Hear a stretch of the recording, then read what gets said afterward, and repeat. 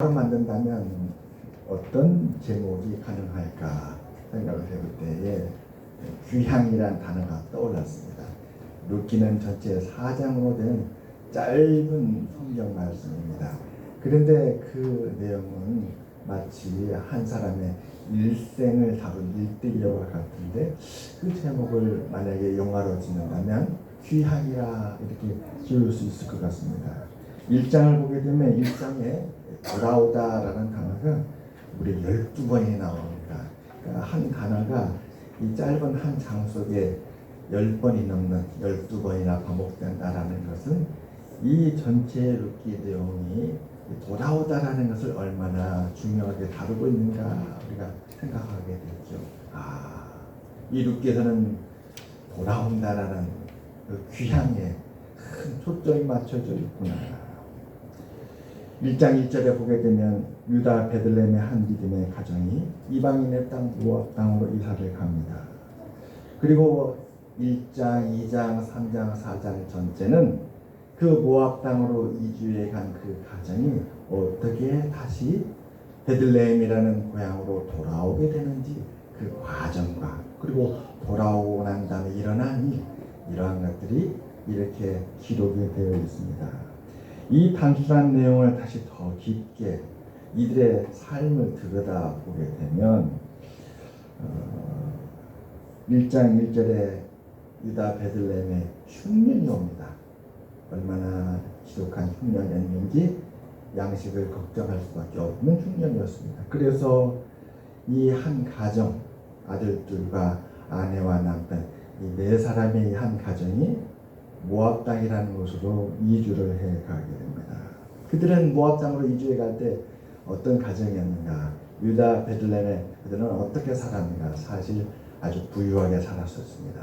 부유한 가정이었어요. 사실은 부유한 가정이면 양식 걱정은 안 해도 될 것 같은데, 정말 흉년이 왔을 때 양식 걱정을 하는 것은 양식이 정말로 어렵고 가난하고 힘든 가정들일 것입니다. 그런데 이 가정은 부유한 가정이었어요. 부유한 가정이었는데 양식을 걱정해서 그 모압 땅으로 이주해 가서 살게 됩니다. 그리고 10년 동안 살게 되는데 2장, 3장을 거쳐서 그들의 변화되는 모습은 그들이 부유한 가정으로 시작해서 모압 땅으로 갔는데 점점 가난해졌다는 것입니다.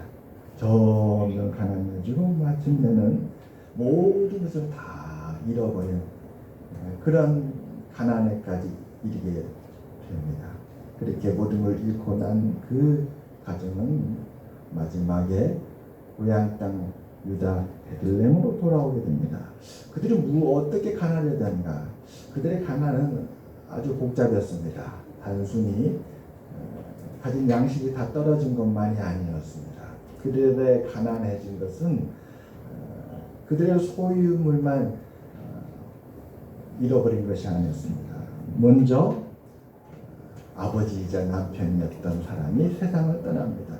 이 가정의 대들보죠. 아버지가 세상을 떠나자 남은 그 아내는 두 아들을 결혼시켰습니다. 그런데 결혼 후 얼마 지나지 않아서 이 두 아들마저도 갑자기 병으로 세상을 떠나고 말았던 것이었습니다. 가진 재물만 잃어버리게 되는 것도 큰 고통이고 가난인데 심지어 가족들을 잃어버린 거예요. 아버지, 두 아들, 그리고 이제 여인 혼자 남은 것입니다. 근데 다행히도 두 아들을 결혼을 시켜서 며느리가 남았었습니다. 그래서 그 가정에 남자는 다 사라지고 여인들만 남은 것입니다. 아내이자 어머니였던 나오미, 이 사람이 바로 이 루키서의 두 명의 주인공 중 한 사람입니다. 첫째는 룻이라는 여자가 주인공이고 둘째는 나오미라는 여자가 주인공입니다. 룻은 며느리고 나오미는 시어머니였습니다. 그런데 놀라운 것은 10년 전 유다 베들레헴을 떠날 때 모든 것을 가진 것처럼 풍족했던 그 가정이 10년 동안 모든 것을 다 잃고 고향으로 돌아왔는데, 돌아온 그 이후에 더 놀라운 일이 벌어졌다는 것이었어요. 여러분, 하나님의 축복은 인간적인 생각으로는 마치 경사진면을 오르고 내리는 것처럼 그렇게 되기를 원합니다. 우리가 노력해서 통장에 예금을 차곡차곡 저축하는 것처럼 우리가 부유해지는 것이 그렇게 경사진면을 이렇게 쭉 올라갔음을 합니다. 우리가 어려워지고 그 부유했던 것을 잃어버릴 때도 마치 경사진면을 내려오는 것처럼 이렇게 완만하게 내려오면 좋겠습니다. 그런데 성경에서 보여주는 사람들의 삶은 우리가 생각하는 것과 다릅니다. 가난해질 때 어느 날 갑자기 다 잃어버립니다. 그런데 하나님께서 축복해서 부유해지는데 그 부유함도 놀랍게 마지막에 반전이 일어나는데 모든 것을 다 잃어버리고 나라까지 일어나는데 완만하게 올라가는 것이 아니라 한순간에 하나님의 축복을 충만한 그런 은혜에 이른다는 것입니다. 어떻게 이런 일이 일어나는 것일까요? 이와 같이 일어나는 이런 오늘을 사는 우리에게 어떤 의미가 될까요? 이를 알기 위해서는 그 과정의 시작으로 다시 되돌아가 봐야 됩니다. 어떻게 그들은 10년 동안 모든 것을 다 잃어버리고 참으로 절망 가운데 심히 가난해졌는데 하나님의 축복이 그들이 임하는데 그 축복이 그들을 한순간에 모든 것을 가진 충만한 삶으로 회복시켜 주었는지, 어떻게 그들은 유다 베들레헴과 그들을 돌보시는 하나님께로 이처럼 다시 돌아오는 인생이 되었을까가 오늘 말씀의 주요 내용입니다. 이를 위해서는 먼저 다시 10년을 살펴보아야 합니다. 그들이 모압 땅에 거주했던 것은 10년이었습니다. 여러분, 모압 땅은 어떤 땅인가? 우리 지도에 나오잖아요. 유다가 있고 사해라는 사실 호수인데 바다 같기도 하고 그래요. 사해 바다라고도 명명합니다. 이 사해 바다를 건너면 건너편에 여기 화살표가 아래로 되어 있죠. 모압이라는 땅이 나옵니다. 그러니까 자동차도 없고 비행기도 없던 그 시절에 걸어서 가야 되는데 참 먼 거리를 간 그 힘든 여정이었죠. 얼마나 기근이 힘들었으면, 고통스럽고 걱정이 되었으면 온 가족의 생계를 위해서 모압으로 갔을까요? 한때 우리나라도 캐나다로 이민 간 사람 많았습니다. 청년 때 저 같이 청년부를 했던 2살 아래 동생이 있었는데 그 친구 상록수에서 영어 가르치고 그 속셈학원 해서 돈 많이 벌었어요. 그래서 그렇게 앞날이 창창했는데 어느 날 갑자기 캐나다로 이민 간다는 소식을 들었어요. 벌써 이민 간 지가 한 15년, 20년 가까이 됩니다. 학원이 어렵고 운영이 잘 안 되고 그렇게 어렵다 보니까 살기 위해서 아내와 또 자녀들 같이 다 캐나다로 이민 간 것이죠. 그래서 못 본 지가 벌써 20년이 됐어요. 되게 먼 여정을 해서 모압까지 갔던 것이었어요. 모압은 어떤 땅이었나? 성경에 보면 모압은 금오스라는 우상을 섬기는 이방 민족이었어요. 첫째, 신앙이 달라요. 그들은 하나님을 섬기지 않고 금오스라는 신을 섬기는 그런 민족이었습니다. 그런데 왜 하필 하나님은 그렇게 금오스라는 우상을 섬기는 우상의 땅에 축복을 했는지, 이 모압이라는 땅은 지리적으로 농사가 잘 되는 지역이라고 합니다. 초목이 무성해가지고 거기에는 곡식이 참 자라고 그래서 양식이 풍부한 풍요의 땅이라는 거예요. 하나님 너무 너무합니다. 하나님을 믿지 않고 그런 땅에는 기근을 주시고 하나님을 잘 믿는 유다 땅에는 풍년을 주셔야되는데 어떻게 거꾸로 된 거예요. 그래서 그 곡식이 잘 자라고 풍요한 이 풍요의 땅 모압으로 이주를 갔던 것이었습니다. 지금 생각하고 보면 우리라도 그런 결정을 하지 않았을까 싶습니다. 이 모압으로 이주해간 이 가정은 믿음의 가정이었어요. 그래서 그들은 아무리 풍요롭다 할지라도 잠시 머물기로 결정한 것이죠.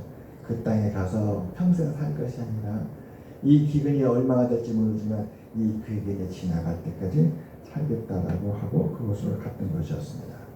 성경에 보면 여러분 기억나시는 기근이 있습니까? 여러분이 기억하는 기근의 기간, 요셉이 바로의 꿈을 풀었어요. 바로가 꿈을 풀었는데 알고 보니 그것은 풍년과 흉년에 대한 꿈이었는데, 그때 하나님께서 애굽 땅과 온 세상에 내렸던 흉년이 몇 년이었죠? 우리 반주장의 고개를 이렇게 5년, 3년, 7년이었어요. 7년 대기근이었습니다. 참 긴 기간이었습니다. 다윗이 하나님 앞에 잘못했어요. 그러나 하나님께서 이스라엘 백성에게 징계를 하십니다. 이스라엘이 잘못해서 하나님을 떠나니까 하나님께서 이스라엘을 돌이키기 위해서 다윗의 시대에 기근을 주는데, 몇 년 기근을 주냐면 3년 기근을 줍니다. 그래서 기근은 성경의 한편으로는 징계의 상징입니다. 사무엘하 21장 1절에 이렇게 기록되어 있습니다. 사무엘하 21장 1절입니다. 다윗의 시대에 해를 거듭하여 3년 기근이 있으므로 다윗이 여호와 앞에 간구하며 여호와께서 이르시되 이는 사울과 피를 흘린 그의 집으로 말미암음이니 그가 기브온 사람들을 죽였음이니라. 사울은 하나님 뜻을 따르지 않았던 왕이었는데 기브온 사람들을 죽였어요. 참 많은 사람들이 고통을 겪었습니다. 하나님은 그 억울한 죽음에 대해서 이렇게 다윗의 시대에 기근을 내렸는데 3년 기근을 줬다는 것입니다. 열왕기하 8장 1절에 보게 되면 또 7년 기근이 나옵니다. 열왕기하 8장 1절. 엘리사가 이전의 아들을 다시 살려준 여인에게 이르되 너는 일어나서 내 가족과 함께 거주할 만한 곳으로 가서 거주하라. 여호와께서 기근을 부르셨으니 그대로 이 땅에 7년 동안 임하리라. 오늘 우리는 과거 시대에 살기 때문에 참 대비를 잘 합니다. 그리고 어려움이 오더라도 그것을 복구할 수 있는 여력, 능력이 있습니다. 그러나 농경 시대였던 그때는 기근이 오게 되면 정말 대처할 방법이 없고 고통스럽지 않았을까 싶습니다. 하나님께서 기근을 주는데 적당한 기근이 아니라 3년, 7년 지독한 기근을 하나님께서 주셨습니다. 그 목적은 하나님께로 다시 돌아오게 하려고, 하나님께로 돌아오게 하려고. 성경에 보게 되면 기근은 하나님의 징계로만 쓰이지는 않았습니다. 또 다른 하나님의 뜻이 있습니다. 아까 제가 처음에 요셉을 얘기했잖아요. 하나님께서 바로를 통해서 요셉에게 그 애굽에 임할 7년대 풍년을 보여주셨습니다. 그 7년대 흉년은 어떤 의미였을까요? 하나님은 이 7년 기근을 통해서 애굽을 징계하고 요셉과 이스라엘 징계하기 위해서 내린 것은 아니었습니다. 그 7년 기근은 어떤 의미였죠?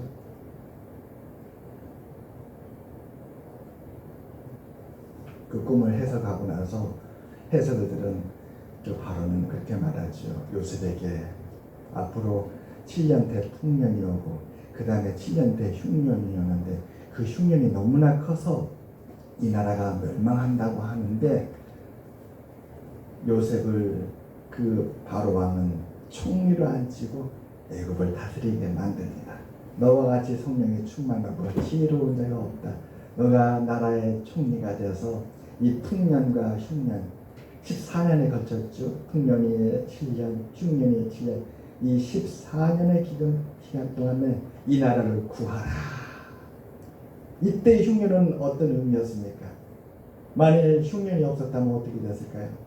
꿈을 풀어보니까 7년째 풍년이었어요.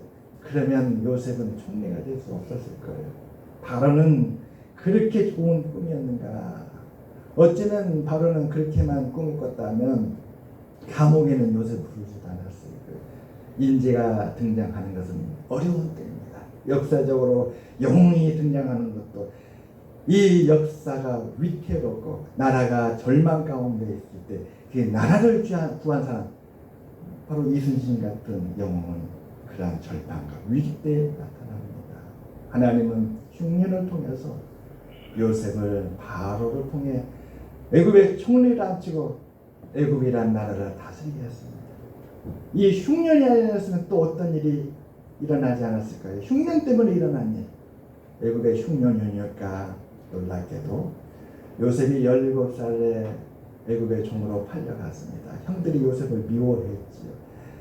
그 집에 아들들이 많았습니다. 요셉 동생까지 12명의 아들들이 있었어요. 근데 이 12명의 아들 중에 그 요셉을 위로 10명의 형들이 있었는데 10명의 형들이 요셉을 미워해가지고 종으로 팔아버렸어요. 상인들에게 돈을 받고.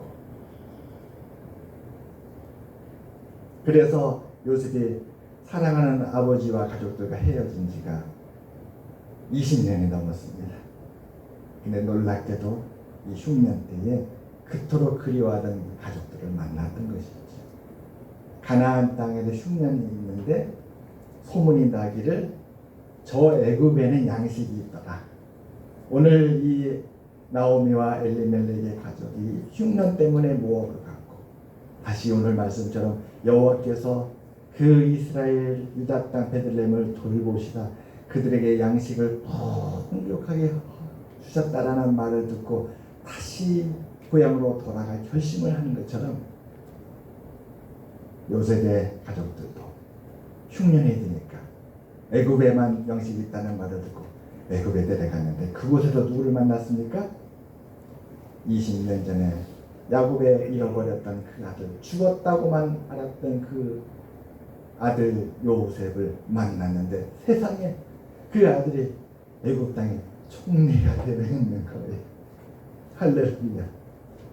흉년이 아니었으면 만나지 못했을 텐데 하나님은 하나님의 세우신 계획을 이루시기 위하여 흉년을 주셨습니다. 흉년은 징계의 차원에서도 내려지기도 하지만 하나님의 뜻하시고 세우신 계획을 이루시기 위해서도 이 땅에 하나님께서 내렸던 것이었습니다. 지난 10년 동안 남편이 세상을 떠나고 두 아들을 결혼시키고 그리고 두 아들마저 세상을 떠났습니다.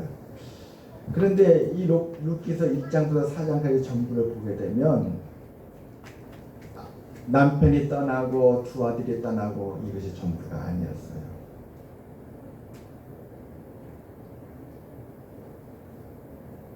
어쩌면 우리가 보는 영화나 드라마 비슷한지요.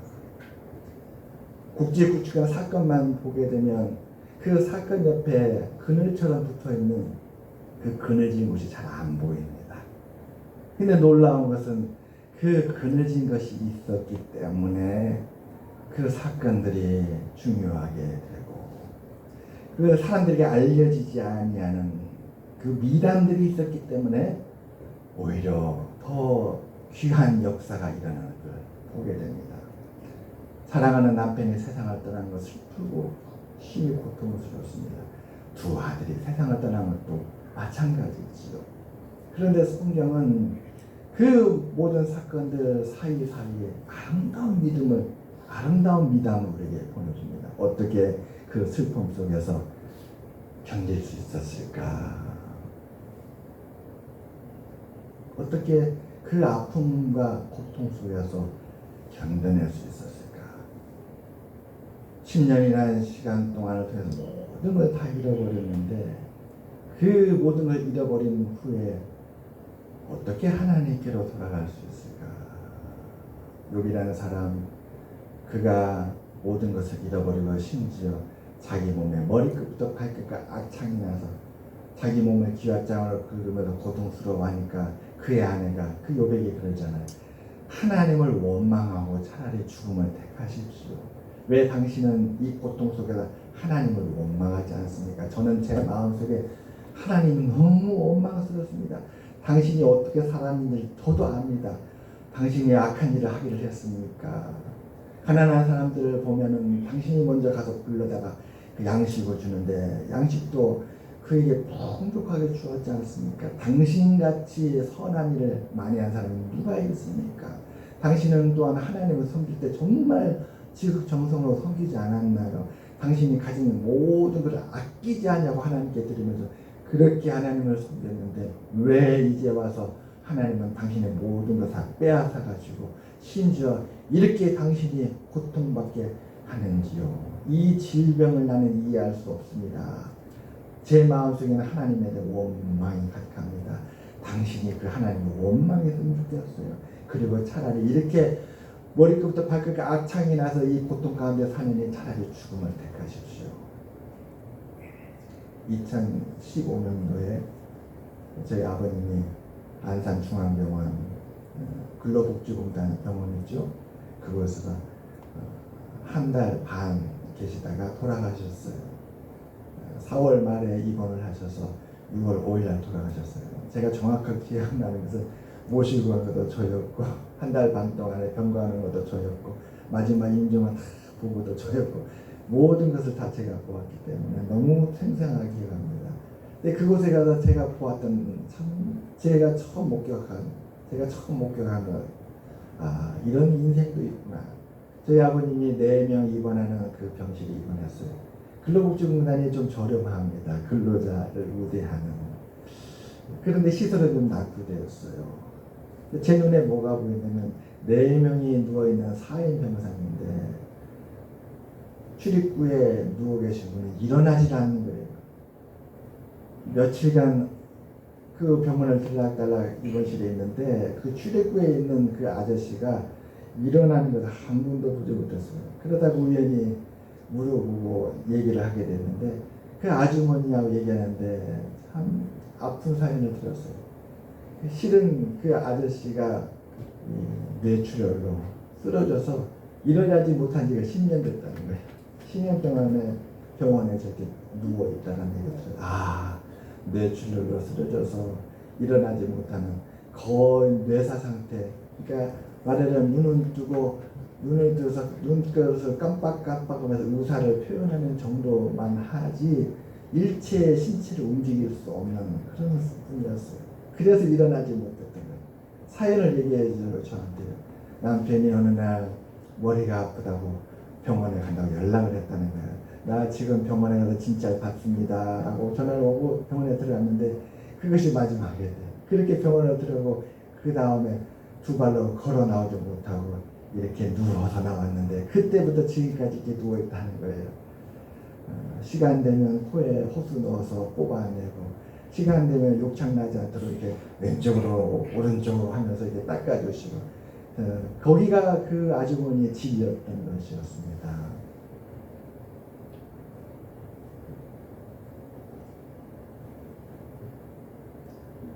마음에 원망이 생길 수 있죠. 하나님 왜 제 인생이 이렇게 된 것이지요. 포기하고 나오미도 그럴 수 있을 것입니다. 하나님께로 돌아가는 것, 믿음의 삶에도 포기할 수 있을 것입니다. 그런데 오늘 우리가 루키스를 보게 되면 루키스는 놀라운 사실을 우리에게 보여줍니다. 그것이 전부가 아니었다는 것이었습니다. 나오미의 가정은 이방인의 땅 모압에서 여호와 하나님을 경외하는 믿음의 삶을 살았습니다. 흉년 때문에 옮기긴 했지만 그래서 모압이라는 땅에 가서 거주해 살았지만 그곳에서 그 가정은 하나님을 잘 섬기는 가정이었다는 것이었어요. 우리는 그것을 며느리 룻의 고백을 통해서 알 수 있습니다. 며느리 룻이 1장 16절과 17절 우리 함께 볼까요? 룻기에서 1장 16절과 17절입니다. 룻기에서 1장 16절과 17절에 이렇게 고백합니다. 어머니께서 죽으시는 곳에서 나도 죽어 거기 묻힐 것이라. 만일 내가 죽는 일 외에 어머니를 떠나면 여호와께서 내게 벌을 내리시고 더 내리시기를 원하나이다 하는지라. 16절 제가 17절 읽었죠. 16절부터 보겠습니다. 룻이 이르되 내게 어머니를 떠나며 어머니를 따르지 말고 돌아가라 강권하지 마옵소서. 어머니께서 가시는 곳에 나도 가고 어머니께서 머무시는 곳에서 나도 머물겠나이다. 어머니의 백성이 나의 백성이 되고 어머니 하나님이 나의 하나님이 되시리니. 룻이라는 모압 여인이 이 가정에 딱 시집을 와서 보니까 그의 어머니 시어머니와 두 아들이 어떻게 사는지를 눈으로 보았는데 하나님을 섬기며 살고 있는 가정이었던 것이죠. 아, 이 가정은 내가 시집 와서 보니까 하나님의 가정이구나. 땅은 모압 땅이고 거주하는 것은 그곳인데 그 이방인의 땅에서 이 가정은 하늘의 별과 같이 하나님을 섬기는 가정이었던 걸 보았습니다. 여러분, 우리 안산강성교회 하늘의 별과 같은 아름다운 믿음의 교회인 줄 믿습니다. 이 주변에 믿지 않는 분들이 많이 있다 할지라도 우리 교회 하나님을 믿는 교회로 누가 봐도, 누가 이곳에 와도 아, 이곳은 하나님께 예배드리는 교회구나 빛날 줄을 믿습니다. 또 2장 12절 보겠습니다. 2장 12절. 2장 12절에 이렇게 또 고백합니다. 이번에는 나중에 룻이 만나게 되는 보아스라는 사람입니다. 보아스라는 사람이 룻에게 이렇게 고백을 합니다. 여호와께서 내가 행한 일에 보답하시기를 원하며 이스라엘 하나님 여호와께서 그의 날개 아래의 보호를 받으러 온 내게 온전한 상 주시기를 원하노라. 그래요. 그러니까 룻에 대한 고백을 하죠. 룻은 며느리였어요. 근데 남편이 세상을 떠나고 그 시집온 가정의 남자들은 다 세상을 떠났는데 그 룻이라는 며느리가 시어머니를 따라서 베들레헴으로 왔는데 베들레헴에서 만난 보아스라는 남자가 룻이 그동안 어떻게 살았고 왜 이 베들레헴에 왔는지를 이렇게 고백하는 것입니다. 너는 이스라엘 하나님 여호와께 보호를 받기 위해서 왔구나. 너는 하나님을 의지하며 살고자 왔구나. 이것을 어디서 배웠을까요? 어디서 배웠을까요? 나오미 가정에서 배웠습니다. 시집 와서 보니까 이 가정은 기도할 때 가만히 들어보니까 하나님 연약한 저희들을 도와주시고 붙들어 주시옵소서. 오늘도 주님의 날개 아래 피난처를 삼아 하나님을 의지하였습니다. 내일은 또 어떤 일이 일어날지 모르지만 하나님을 의지하고자 합니다. 씨를 뿌릴 때도 하나님을 의지하고 또 그 곡식을 키울 때도 하나님을 의지하고 나중에 추수할 때도 들어보니까 하나님의 상이라는 거예요. 추수가 아까 우리 어린이들 찬양 때잖아요. 말씀을 듣고 깨닫는 자니 결실하여 어떤 것은 몇 배요? 100배. 어떤 것은 몇 배요? 60배. 어떤 것은 30배. 이렇게 수확하고 나서 하나님께 돌리는 거예요. 하나님께서 이러한 은혜를 주셔서 감사합니다. 그러니까 이것을 보고 룻이 따라왔고 그러한 소망을 갖고 나오미와 함께 여기까지 왔던 것이었습니다. 그래요. 10년 동안 잃은 것도 있었어요. 너무나도 큰 것을 잃었어요. 그런데 놀라운 것은 잃지 않고 꼭 지키고 있었던 것이 있었는데 바로 믿음과 신앙이었습니다. 우리 모두 믿음과 소망, 신앙을 지켜내는 우리 모두가 되시기를 주님의 이름으로 축원합니다. 그렇게 힘든 가운데서도 함께 모여 기도하고 말씀을 붙들고 하나님 앞에 예배하는 삶을 살면서 견뎌냈던 것이죠. 그런데 그러한 때에 소식이 들려온 것입니다. 떠나왔던 그 유대 땅 베들레헴에 하나님이 은혜를 풍성하게 주셔서 이제 그 힘들었던 기근이 떠났다는 거예요. 애굽에 내렸던 그 흉년이 7년이 되니까 다 끝났습니다. 아무리 힘들었던 그 경제도 물가가 치솟고 살림살이가 너무 팍팍하고 너무나도 경제가 어려웠는데 이 어려웠던 경제도 끝나는 때가 있는 줄 믿습니다. 3년이든 5년이든 7년이든 언젠가는 끝나고 다시 회복되고 다시 성장하고 다시 풍요로워지는 반드시 그때가 올 줄 믿습니다. 그런데 그때가 온 거예요. 그러자 마음에 결심을 했습니다. 이제는 돌아가도 되겠구나. 내가 비록 아무것도 다 갖지 못하고 잃었지만 그러나 믿음을 잃지 않았으므로 이 믿음을 가지고 저 베들레헴에 돌아가서 하나님을 바라보고 다시 시작하자라는 것이 이 나옴의 가정이었습니다. 사랑하는 여러분, 그들은 하나님께로 돌보시는 인생으로 돌아간 줄 믿습니다. 이제 말씀을 정리하고 마치겠습니다.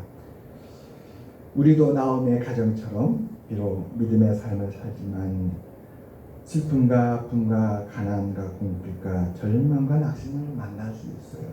어찌 우리의 뜻대로 다 되겠습니까?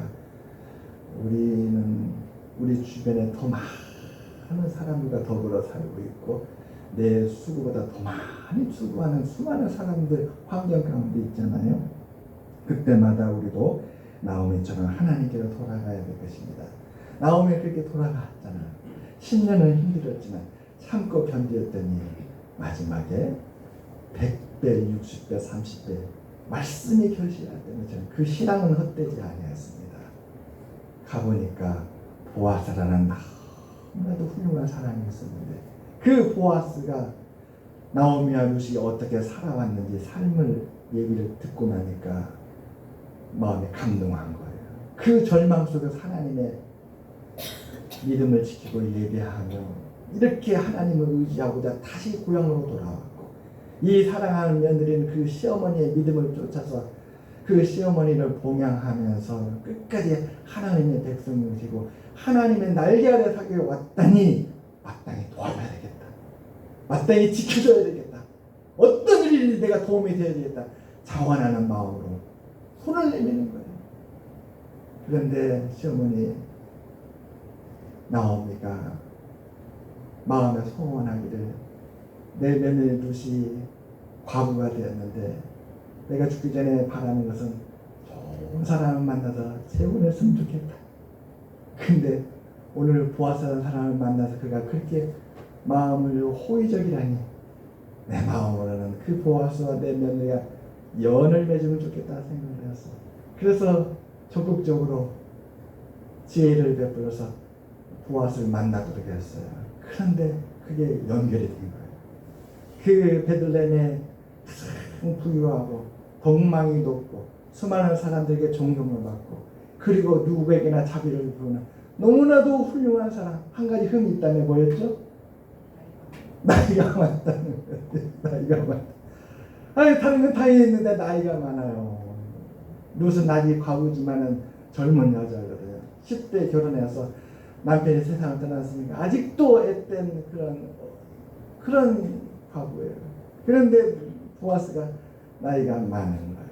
그게 한 가지 흠이었어요. 그러나 며느리를 바라보는 시어머니의 마음은 남자 젊다는 거 좋긴 하지만 그것보다 더 중요한 것은 믿음의 가정을 이루어내고 남자 그의 외모나 물질적인 것도 중요하지만 그의 성품이 더 중요하고 따뜻한 마음으로 보듬어주고 상처를 아물어주고 사람들에게 더 자비를 베풀고 사랑으로 아껴주고 그래서 더불어 함께 행복하게 할 수 있는 남자 보아스였던 것이죠. 그래서 하나님께 기도하며 둘을 맺어달라고. 하나님의 뜻은 바로 거기에 있었습니다. 비록 가난하고 힘든 과부였지만 그 베들레헴에 가장 부유하고 덕망 있는 사람을 만나니까 그의 아내가 되니까 하루아침에 인생이 하루아침에 베들레헴에서 가장 행복한 가정이 되어버렸던 것입니다. 혼자 있는데 보아스를 만나니까 이 베들레헴에서 모두가 축복해주는 아름다운 인생이 되어버렸습니다. 10년간 힘들었지만 하나님을 믿고 의지하며 하나님을 바라보고 섬겼던 그 삶은 헛되지 아니하였고 가장 어려울 때 하나님은 신실하신 하나님은 결코 떠나지 아니하시고 모든 것을 다 준비하시고 계획했던 것이었어요. 앞서 행하시며 그들을 바라보시며 큰 계획을 세시고 이미 저쪽에 다 준비해 놓았던 것이었습니다. 중요한 것은 결단이었어요. 결단. 나오미가 베들레헴으로 돌아가겠다 결단을 먼저 합니다. 그 결단은 며느리 룻의 결단이 되고 그래서 며느리는 나는 어머니를 떠나지 않겠습니다. 나는 이제 하나님 없이는 살 수 없습니다. 하나님 의지하고 하나님 보고 살아가겠습니다. 결단합니다.